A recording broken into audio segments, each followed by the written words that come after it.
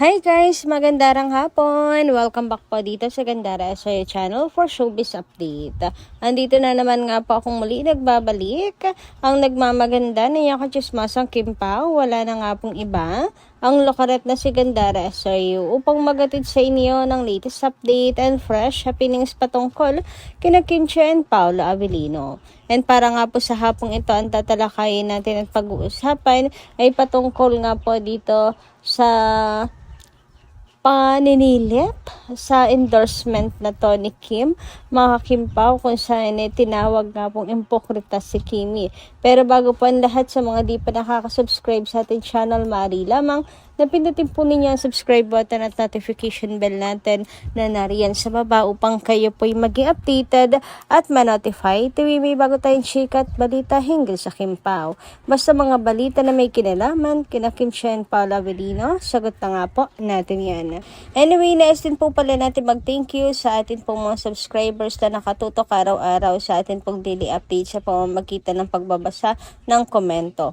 So, narito nga ang first commenter na napili natin para po sa hapong ito, si Ma'am Edita na Don Sam. Shoutout po sa inyo. Sabi niya rito, "Hay nako Gandara, wala ba tayong karapatang magsalita ng tama? Kasi isa si Kimi nagbabayad ng tax. Wala ba tayong freedom? Para sa amin, hindi naman masama ang sinabi ni Kimi. Nagpakatotoo lamang si Kim. Alam naman natin na ang ating bansa ay masyadong magulo. Kaya itama na natin ang mali. Dapat sa totoong tao na tayo, we will just pray to God na ma-enlighten sila. Kahit wala naman dapat na ipagkaabala. Wala tayong tinatakpan na tao.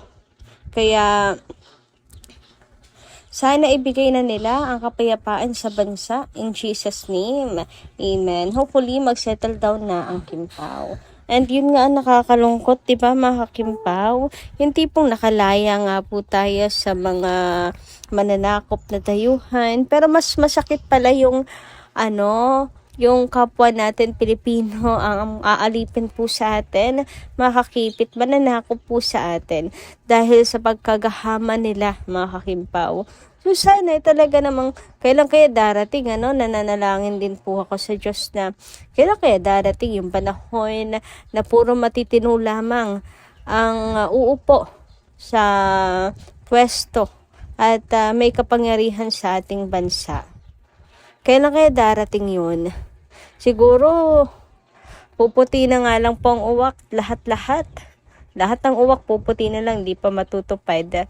Nakakalungkot isipin na talagang nilamon na po ng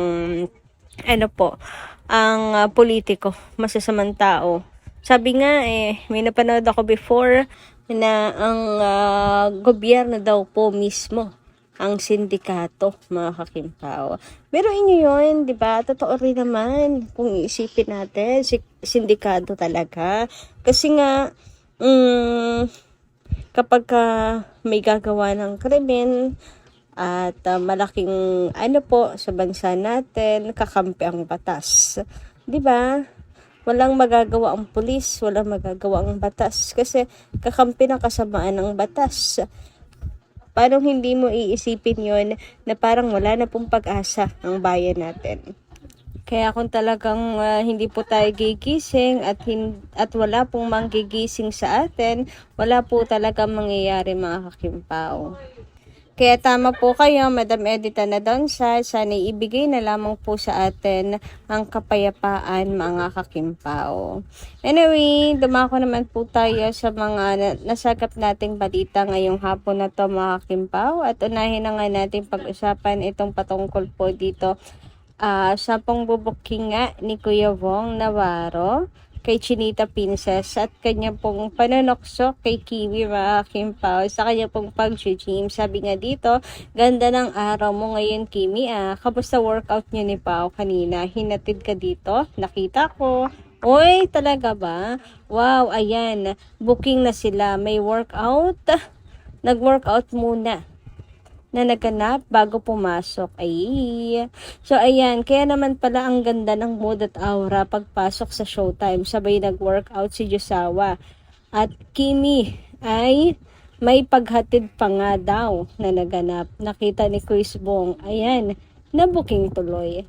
Grabe naman tong chika na to mga kakimpa. Kung meron pa talagang paghatid mga kakipi. Pero talagang nag-workout po muna talaga sila bago po pumasok ng showtime si Chinita Princess.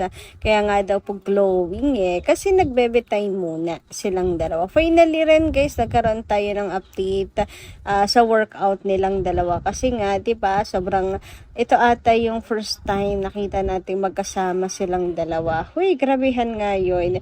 So, sobrang namimiss na ng mga Kim Paulansya, sina Kim and Paulo. Samantala, dumako naman tayo mga Kimpaw dito sa naging event ni Kimi kagabi for Bingo Plus Night 2026 mga kakimpaw. Grabe, super gorgeous ka ni Chinita Princess dito. Pero alam nyo ba, hindi po mawawala ang bashing kay Kimi. Meron nga pong comment na grabe po maka-impokrita kay Kim na para bang kilala niya ang buong pagkatao ni Chinita Princess. Sabi niya rito, impokrita. Trying to be a good Samaritan yet promoting gambling. How ironic. Mga walang konsensya. Sariling kapatid, biktima ng gambling. Ayan. At pati po issue na Tilakam, nadawit na rin nga o din dito mga kakipi. So naging usapin na rin to dati sa social media pero mukhang nababalik na naman dahil nga po dito sa naganap na Bingo Plus Night 2026. And to be honest mga Kimpaw, meron pong mga Kimpaw fans na nag-aabang kung kailan po matatapos ang kontrata ni Kim sa Bingo Plus. Kasi yung ilan, hindi rin gusto niya si Kim po ay nagpo-promote ng sugal. Ayan. Pero kanya-kanyang opinion naman tayo mga kakipi hinggil po sa usaping ito. Ngunit ang ipinagtataka ko lang ay si Kimi lamang po yung target po mga kakimpaw. Kasi itong comment na to mula ito sa post na kung saan pinost po halos lahat ng mga pumunta doon, lahat ng mga guest mga kakimpaw. Pero sa tanging picture lang po siya ni Kim nagsalita. Nandun ang picture din ni Julian San Jose mga kakimpaw. Ayan yung mga pictures so. Ayan, ito Julian San Jose, nandun din po si Bestie Darren. Ayan, basta magkakasama po yan sa isang post lamang mga kakimpaw. Maraming pictures doon, maraming nilagay, nila pa, nandun din si Bamboo. Diba, mga sikat din naman yan mga kakimpaw. Kilala rin naman po nila yan. At nandun din po si Vice Ganda. Pero tangi sa picture lang ni Kim nag-comment ng ganyan na impokrita mga kakimpaw. Kung sa bagay, sabi nga po natin Chantal, si Kim lang daw ang pinakainabangan ng lahat. Kaya nag-iisang Chinita Princess ng Bingo Plus Entertainment. Baka kaya pinakainabangan si Kimi. Kaya kay Kimi lang po napaka-comment ng ganun. And alam nyo po ba, may nag-comment din na dapat daw po pinapakulong yung mga ganyan na nagpo-promote po. Mga artista po man din daw na malalaki ang impluensya na nagpo-promote po ng sugal. Nabanggit din nga po si Chinita Princess at ang naging problema nilang magkapatid na si Ate Lakam dahil din sa sugal. Tapos tuloy pa rin si Kim sa pagpo-promote ng Bingo Plus. Ayan. So, kayo guys, ano inyong masisay patungkol doon? So, sabi nga po rito, dapat pinapakulong yung mga nagpo-promote ng sugal si Kim niloko ng kapatid dahil daw sa sugal. Pero, todo promote pa din siya.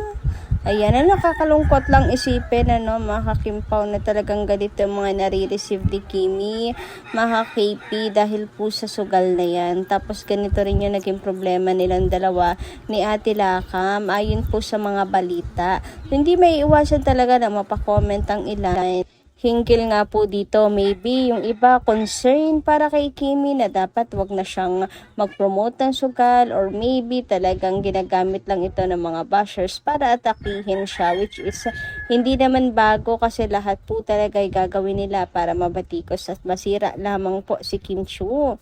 Pero yung ilan po mga Kimpaw fans na dumadalangin na sana tinatapos lang ni Kim ang kanyang kontrata dito at hindi na muling mag-re-contract pa.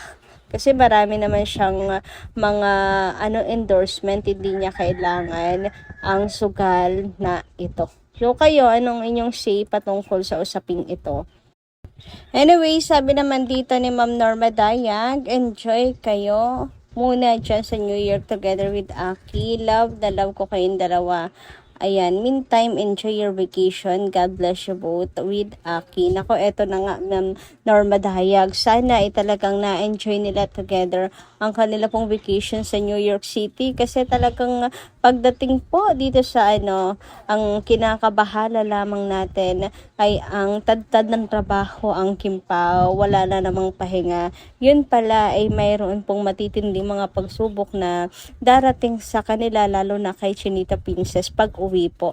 Kaya sana talagang na-enjoy nila ng gusto ang kanila pong bakasyon. Grabe yung mga mga bashi ngayon dating pa lang ng pagdating ni Kimi. Grabe na yung sumalubong sa kanya, tapos eto na naman. Meron na naman bago, hindi na talaga nilulubayan ng stress at problema si Kim. Kaya talagang dapat lahat tayo ang sunod na making wish ay stress free para kay Kim.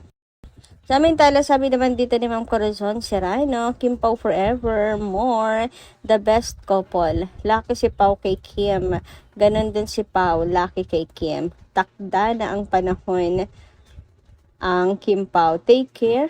God bless. Talagang panahon na nagtakda para kina Kim and Paula. Ano po, ang destiny na. Kupido na po ang kumilos at tinuhog na ang Kimpao. Anyway, hanggang dito lang po muna ang ating update. Maraming salamat po guys sa inyong pakikinig. And kita-kits po tayo muli sa mga susunod pa natin chika tungkol sa Kimpao. Maraming salamat at ingat po kayo palagi. God bless!